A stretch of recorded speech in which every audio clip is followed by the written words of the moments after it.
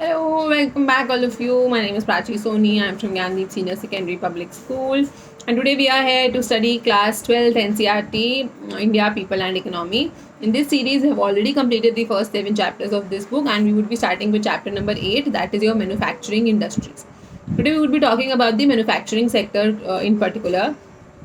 All of us know कि जो economy होती है उसमें 3 सेक्टर्स होते हैं, प्राइमरी, सेकेंडरी और टर्शरी.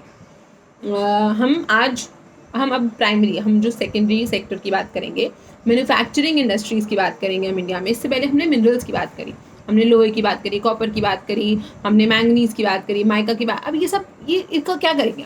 ये कहीं पे बनता होगा, कहीं पे हमारे यूज़ लायक बनता होगा. इफ़ दिस इज़ ये लोहे का है तो लोहा ये ऐसा कि ऐसा तो मुझे ज़मीन के अंदर से मिला नहीं है ना, इसकी कहीं प्रोसेसिंग हुई होगी. तो अब हम उन इंडस्ट्रीज़ के बारे में पढ़ेंगे. तो आपको सबको पता है कि हमको बहुत सारी चीज़ों की ज़रूरत होती है. Let's starting okay without wasting much of your time. तो हम सबको पता है कि हमको हमारी नीड सेटिस्फाई करनी होती है, हमारी ज़रूरतें पूरी करनी होती हैं. एग्रीकल्चर प्रोडक्ट्स यानी कि खाने की चीज़ें जैसे कि गेहूँ, चावल, ये सारी चीज़ें. गेहूँ आप ऐसे ही नहीं खा सकते हो, चावल ऐसे ही नहीं खा सकते हो. उनको गेहूँ का आटा बनाना पड़ता है, चावल के ऊपर का जो हस्क होता है उसको हटाना पड़ता है. इसी के साथ साथ जो आपको ब्रेड चाहिए, राइस चाहिए, क्लोथ्स चाहिए, बुक्स चाहिए, फैंस चाहिए, कार्स चाहिए, मेडिसिन चाहिए, सब चाहिए. ये सब कहाँ बनता है? ये सब इंडस्ट्रीज़ में बनता है.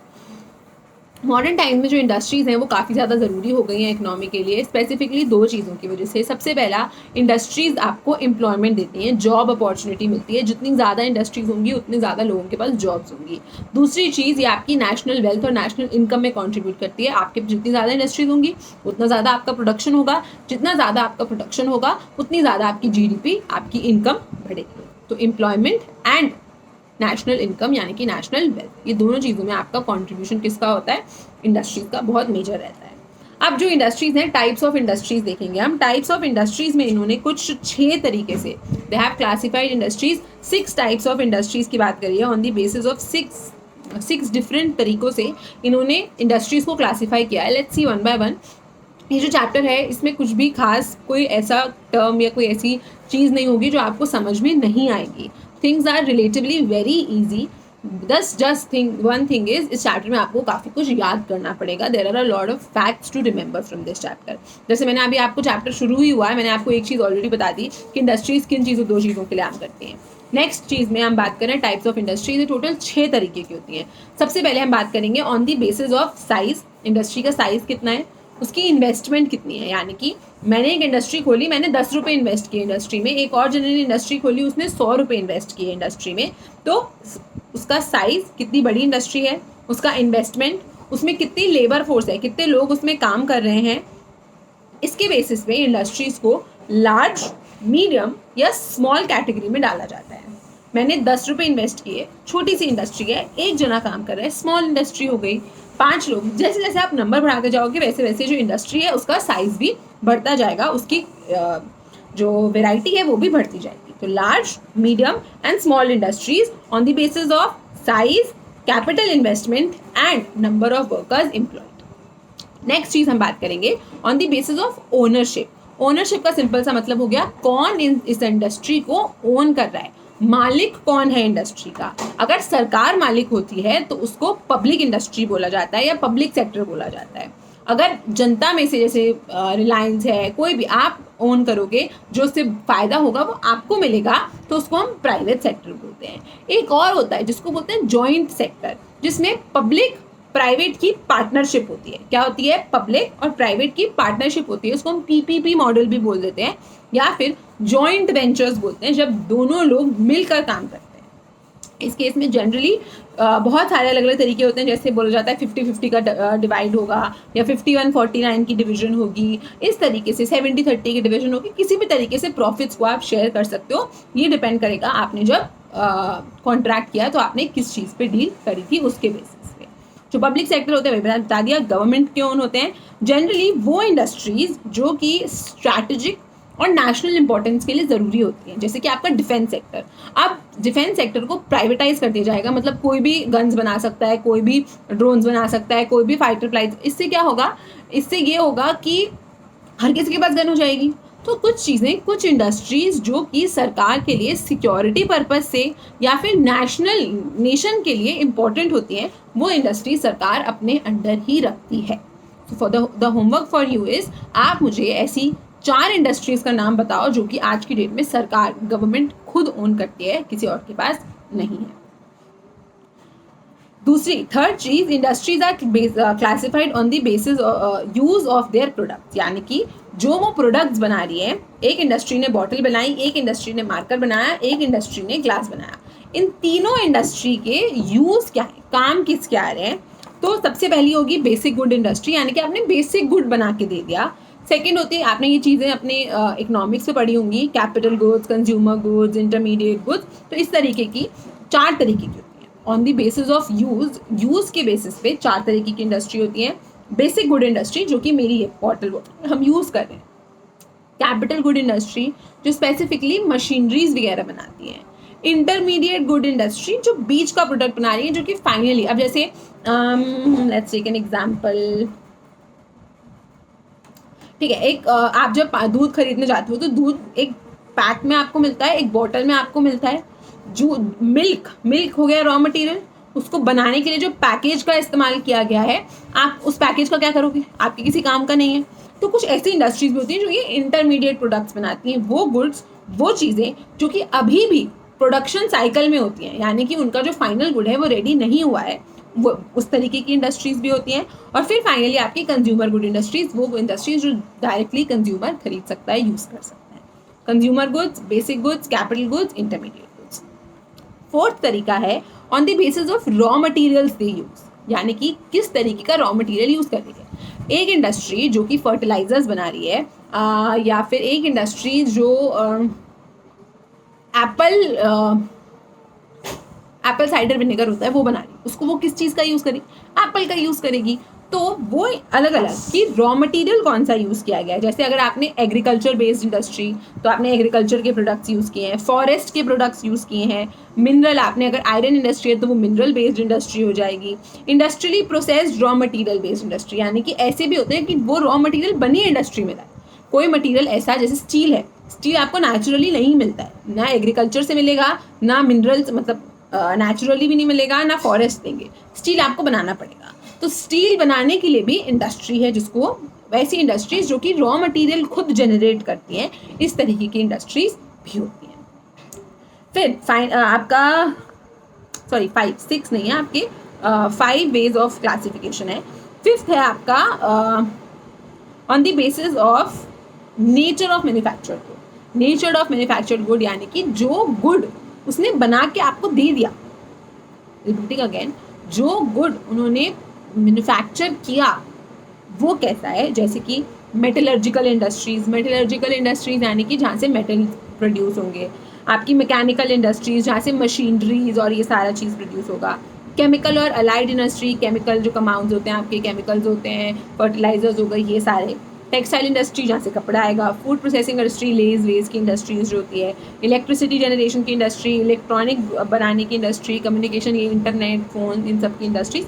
तो आपका जो आपने जो गुड बना के रेडी कर दिया, उसके बेसिस पे भी आपकी क्लासिफिकेशन करी जाती है।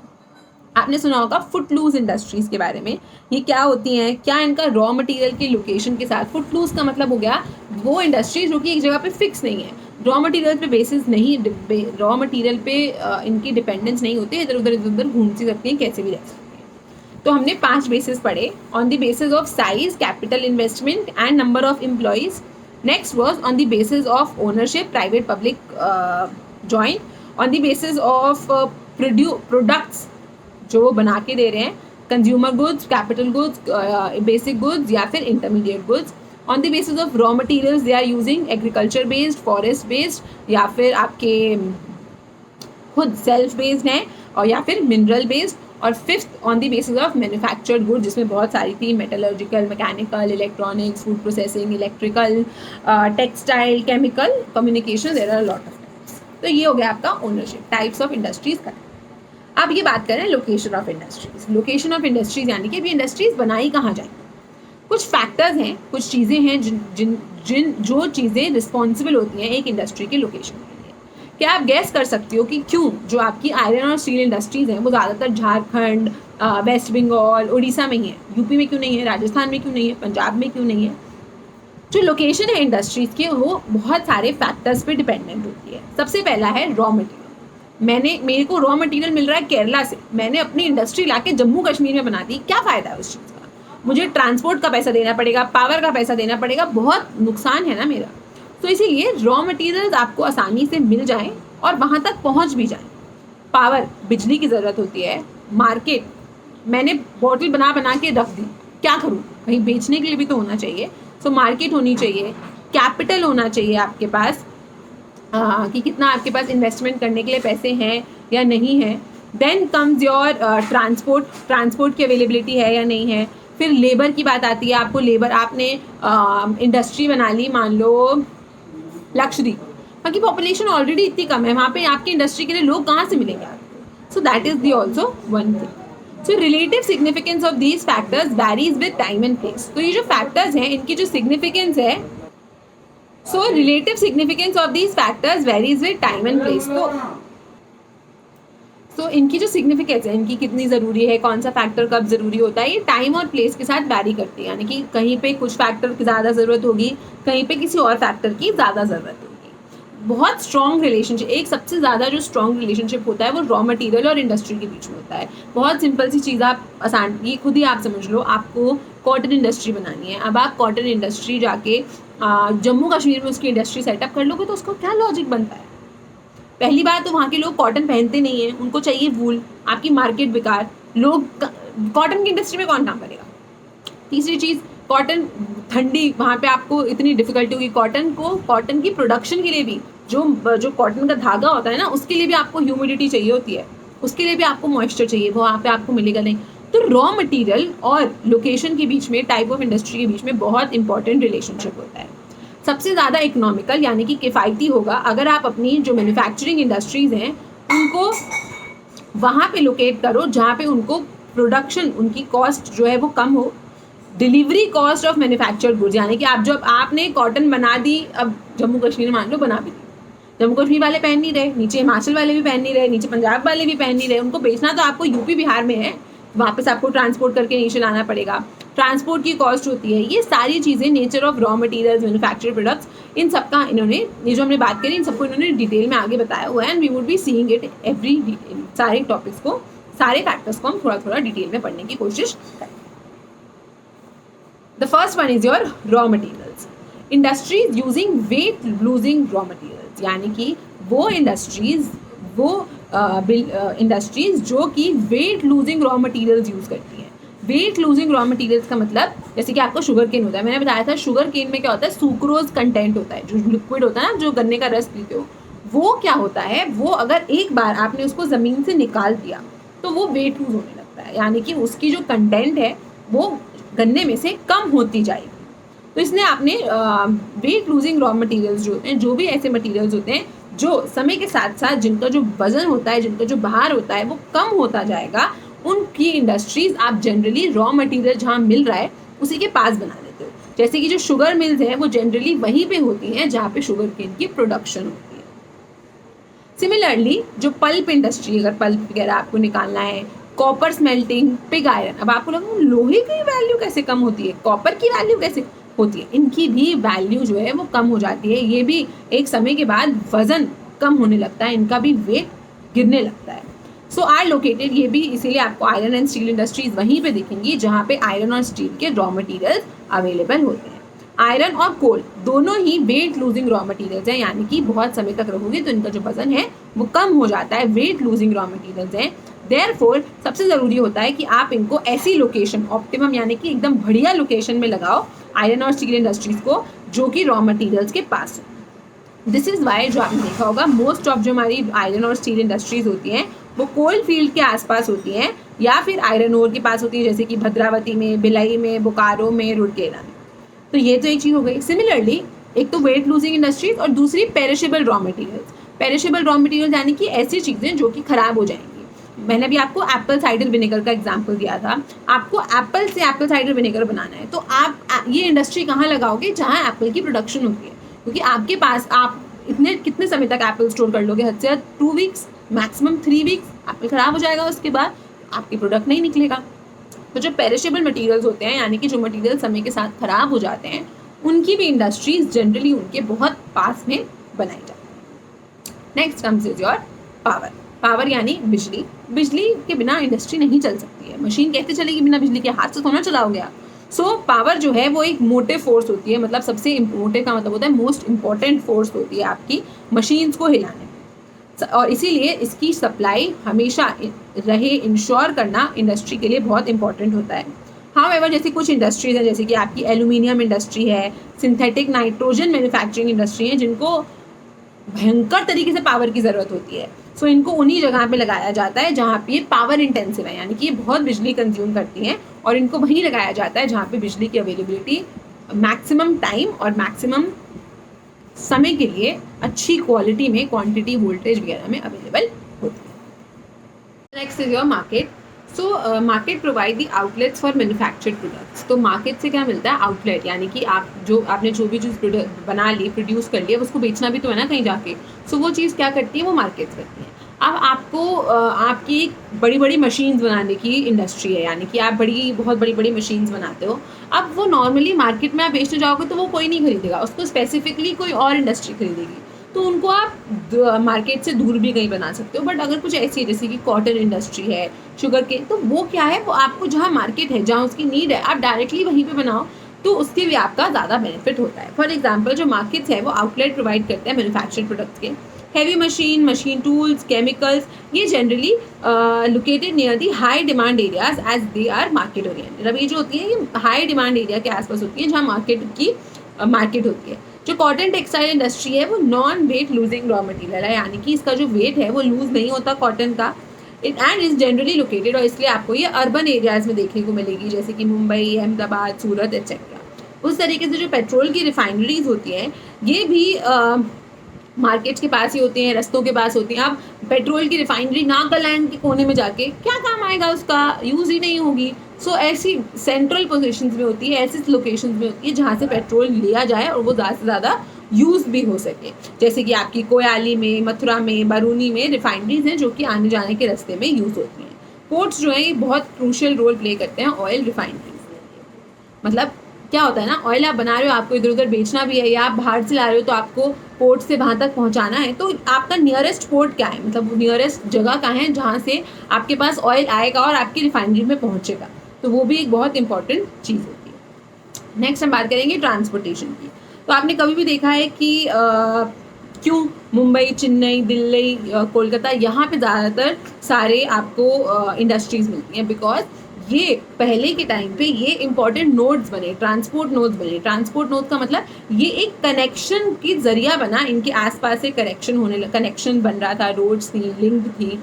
यहाँ पे इनिशियली ट्रांसपोर्ट लिंक्स काफ़ी अच्छे थे। जो इंडस्ट्रीज थे वो इंटीरियर यानी कि अंदर यहाँ पे शिफ्ट हो गई, बनने लग गई, क्योंकि यहाँ पे ट्रांसपोर्ट की फैसिलिटी आसानी से अवेलेबल थी। जैसे जैसे रेलवे लाइन डेवलप होने लगी और ज़्यादा ये फैसिलिटी बढ़ गई। जो ट्रंक रेल रोड है, ट्रंक रेल आपकी ग्रैंड ट्रंक रोड होती है, ये जनरली आपकी दिल्ली से कोलकाता, आपको यहाँ पे काफ़ी इंडस्ट्रीज देखने को मिलेंगी, specifically because of the water transport भी अवेलेबल है, रेलवे ट्रांसपोर्ट भी अवेलेबल है, रोड ट्रांसपोर्ट भी अवेलेबल है, सब तरीके की चीज़ अवेलेबल है। एंड दैट इज़ वाई यहाँ पे आपको काफ़ी इंडस्ट्रीज देखने को मिलती हैं। लेबर, अब इंडिया के केस में लेबर बहुत मेजर रोल प्ले करती है, बिकॉज हम इतनी सारी जनता है, हम इतनी सारी पॉपुलेशन है। आपको कोई इंडस्ट्री बनानी है तो आप कहाँ बनाना चाहोगे जहाँ पे आपको ना सिर्फ ज़्यादा लेबर बट सस्ती लेबर भी मिले। तो इंडिया के और बिना लेबर के इंडस्ट्री अपने आप तो मशीन चल नहीं सकती है, लेबर की तो ज़रूरत है ही, तो एक स्किल्ड लेबर की बहुत ज़्यादा ज़रूरत होती है। इंडिया में जो लेबर है क्वाइट मोबाइल यानी कि मूव करती है। जैसे आपने देखा होगा कि जो हार्वेस्टिंग सीजन वगैरह होता है तो उस टाइम में जो यूपी बिहार के लेबर होते हैं वो अलग अलग जगह पे, अलग अलग स्टेट्स में जाके हार्वेस्टिंग करते हैं, खेती बाड़ी में कॉन्ट्रीब्यूट करते हैं। दिस इज़ बिकॉज जो लेबर है मोबाइल है। ऐसा नहीं है कि मैं यहीं रहूँगा, आपको काम लाना है तो आप मेरी जगह में इंडस्ट्री लगाओ, ऐसा नहीं है। हमारी लेबर मोबाइल है, ज़रूरत पड़ती है तो इधर उधर मूव कर लेती है, और काफ़ी लार्ज नंबर में अवेलेबल है। कोई चीज़ जो कि बहुत ज़्यादा नंबर में, जिसकी क्वांटिटी ज़्यादा होती है, उसकी वैल्यू अपने आप कम हो जाती है, इसीलिए हमारी लेबर सस्ती पड़ती है। फिर कुछ हिस्टोरिकल फैक्टर्स भी हैं, यानी कि हिस्ट्री में कुछ ऐसी चीज़ें हुई हैं, पास्ट में कुछ ऐसा इवेंट हुए हैं जिसकी वजह से आज कहीं कुछ ऐसी लोकेशंस हैं जहाँ पे आपकी इंडस्ट्रीज कन्फाइंड हैं। जैसे कि आपने देखा होगा मुंबई, कोलकाता, चेन्नई, यहाँ पे क्यों सारी इंडस्ट्रीज़ हैं, बिकॉज ये जगह कॉलोनियल पास्ट में, यानी कि जब ब्रिटिशर्स का राज था तब से काफ़ी इंपॉर्टेंट थी। तो उसी के बाद जब एक बार बेस बन गया था, ब्रिटिशर्स ने, फ्रेंच ने, डच ने ये बेस बना दिया था, फिर इंडियंस ने आगे इस बेस को कंटिन्यू रखा। अगर हम इनिशियल फेज कोलोनाइजेशन जब शुरू हुआ था, तो जो जैसे मुर्शिदाबाद आपकी बंगाल में है, जहाँ पे आपका ये बंगाल के जो सुल्तान वहीं पे रहते थे, वही कैपिटल थी। कोलकाता पहले इतना इंपॉर्टेंट नहीं था, ये मुर्शिदाबाद ज़्यादा इंपॉर्टेंट था। तो मुर्शिदाबाद हो गया, ढाका हो गया, भदोही हो गया, सूरत, वडोदरा, कोझिकोड, कोयम्बतूर, मैसूर, ये कुछ ऐसी जगहें थी जो कि शुरुआत में बहुत ज़रूरी थी, क्योंकि जनरली यहाँ पे आपको राजा महाराजा थे, नवाब्स थे। सूरत में देखो, सूरत में बहुत सारे पोर्ट बनाए गए थे, ट्रेडिंग पोर्ट्स। फ्रेंच ने भी बनाया था, पोर्चुगीज़ ने भी बनाया था, डच ने भी बनाया था, इंग्लिश ने, सबका पोर्ट था वहाँ पे सूरत में। सो ये इंपॉर्टेंट मैन्युफैक्चरिंग सेंटर्स थे। सब्सिक्वेंट जब इंडस्ट्रियल फेज आया, थोड़ा आगे जब हम बढ़े कोलोनियलिज्म में, तो जो मैन्युफैक्चर्ड सेंटर्स थे, लोग मतलब बहुत ज़्यादा रैपिड कंपटीशन होने लग गया इंडियन मार्केट के बीच में और ब्रिटिश गुड्स के बीच में, और इसी की वजह से डिस्क्रिमिनेटरी पॉलिसी स्टार्ट हुई। जो लेटर फेज था कोलोनियलिज्म का, बाद के समय पे इन्होंने कुछ स्पेसिफिक एरियाज़ को चूज़ कर लिया था जहाँ पे इन्होंने बहुत ज़्यादा डेवलपमेंट करी। आज भी वो एरियाज़ काफ़ी ज़्यादा डेवलप्ड हैं, जैसे कि आपका दिल्ली, मुंबई, कोलकाता, ये सारी जगहें। This led to the larger special coverage, और इसकी वजह से ज़्यादा कवरेज हो पाया इंडस्ट्रीज हमारी कंट्री में स्प्रेड। नेक्स्ट होती है इंडस्ट्रियल पॉलिसी। ये बहुत इंपॉर्टेंट होती है। किसी भी कंट्री में आप अपनी इंडस्ट्री लगाने जाओगे तो आप चेक करोगे कि वहाँ की इंडस्ट्रियल पॉलिसी कैसी है, वहाँ की सरकार इंडस्ट्रीज़ को वेलकम कर भी रही है या नहीं कर रही है। मैं इंडस्ट्री लगाती हूँ तो क्या सरकार मुझे कुछ बेनिफिट देगी, कुछ इंसेंटिव देगी या नहीं देगी, कि बस बोलेगी इंडस्ट्री लगा रहे हो 200 रुपये एक्स्ट्रा टैक्स भरना पड़ेगा, तो मैं नहीं लगानी इंडस्ट्री भाई, क्यों मैं ज़्यादा रुपये ऐसे भरूँ। सो इंडस्ट्रियल पॉलिसी आपके फेवर में, जितनी इंडस्ट्रियल पॉलिसी आपके हित में होगी, आपके फेवर में होगी, उतनी ज़्यादा वहाँ पे इंडस्ट्रीज होंगी। इंडिया एक डेमोक्रेटिक कंट्री है, ये एम करता है कि इकोनॉमिक ग्रोथ हो और रीजनल डेवलपमेंट भी हो, यानी कि पूरे region as a whole India की डेवलपमेंट हो। आयरन और स्टील इंडस्ट्री लगाना भिलाई में, रुड़केला में, वो इस डिसीजन पे लिया गया था। मतलब भिलाई रुड़केला में क्यों लगाए थे, क्योंकि ये जो रीजन थे काफ़ी बैकवर्ड थे, यहाँ पे इतनी ग्रोथ नहीं थी, यहाँ पे लोगों के पास काम नहीं था, तो इन लोगों से बोला गया कि आप यहाँ पे इंडस्ट्री लगाओ, आपको काम, लेबर मिलेगा, सब मिलेगा, और सरकार आपको इंसेंटिव्स देगी। एट प्रेजेंट जो गवर्नमेंट ऑफ इंडिया है वो इनको काफ़ी सारे इंसेंटिव्स देती है। अगर आपको, जैसे आपको बोला जाता है, आपका मन है आपको इंडस्ट्री लगानी है, आपके पास पैसे भी, तो सरकार आपको बोलेगी किसी गांव में जाके इंडस्ट्री लगा लो भाई, ताकि वहाँ के लोगों को जॉब भी मिल जाए, वहाँ पे आपको सस्ते में काम भी हो जाएगा, और अगर आप ऐसा करोगे तो आप कम टैक्स भर देना। तो ये सारे फैक्टर्स होते हैं। तो हमने कुछ फैक्टर्स पढ़े, आपके raw materials, power, market, transport, labour, historical factors and industrial policies. Factors आपको याद रखने हैं, फैक्टर्स की डिटेल याद रखनी है। रॉ मटेरियल के पास भी होती हैं, रॉ मटेरियल से दूर भी होती हैं। पास होगी तो ज़्यादा किफ़ायती होगी, इकोनॉमिकल होगी, सस्ता पड़ेगा और आसानी होगी। रॉ मटेरियल से दूर होगी तो जनरली मार्केट ओरिएंटेड होती है। पावर की सप्लाई बहुत ज़रूरी होती है। कुछ क्रॉप्स होती हैं जो कुछ मटेरियल्स या कुछ इंडस्ट्रीज होती हैं जो पावर ओरिएंटेड होती हैं, यानी कि उनको बहुत ज़्यादा बिजली की ज़रूरत होती है, जैसे कि एल्यूमिनियम और नाइट्रोजन बेस्ड इंडस्ट्रीज जो होती हैं। और फिर मार्केट होती है, मार्केट यानी कि जहाँ पे आपका बिक्री हो सामान की, उधर ही उसके आसपास आप अपनी इंडस्ट्री इस्टेब्लिश करते हो। ट्रांसपोर्ट फैसिलिटीज़ अच्छी होनी चाहिए। ऐसा नहीं हो कि आपने जम्मू कश्मीर में पहाड़ के पीछे इंडस्ट्री लगा ली, अब वहीं पे इंडस्ट्री आपने लगाई, आप ही के लोग उसको कंज्यूम कर रहे हैं, नहीं, वो दूर तक जाने के लिए आपके पास रेल, रोल, नेटवर्क सब होना चाहिए। लेबर सस्ती और काम की, सस्ती लेबर का क्या चार डालोगे जब तुम उसको काम करना नहीं आएगा, तो स्किल्ड एंड चीप लेबर होना बहुत ज़रूरी है। हिस्टोरिकल फैक्टर्स में कोलोनियलिज्म की बात करिए, और इंडस्ट्रियल पॉलिसी यानी कि सरकार आपको किस तरीके से क्या बेनिफिट्स, क्या प्रॉब्लम्स, क्या एडवांटेजेस, क्या डिसएडवांटेजेस देती है इंडस्ट्री इस्टेब्लिश करने की। That's it for today. हमने काफ़ी सारी बातें करी, काफ़ी कॉन्सेप्चुअल चीज़ें समझी। अब जो हम आगे बढ़ेंगे, जनरली ये फैक्चुअल होगा। ये आपको इंडस्ट्रीज़ के बारे में बताएंगे, उनकी लोकेशन बताएंगे, उनकी प्रोडक्शन बताएंगे, एरिया बताएंगे। So we would be seeing it from tomorrow. So I hope you like the session. Please do hit the like button, leave your comments, compliments and suggestions in the comment box. Thank you and have a nice day.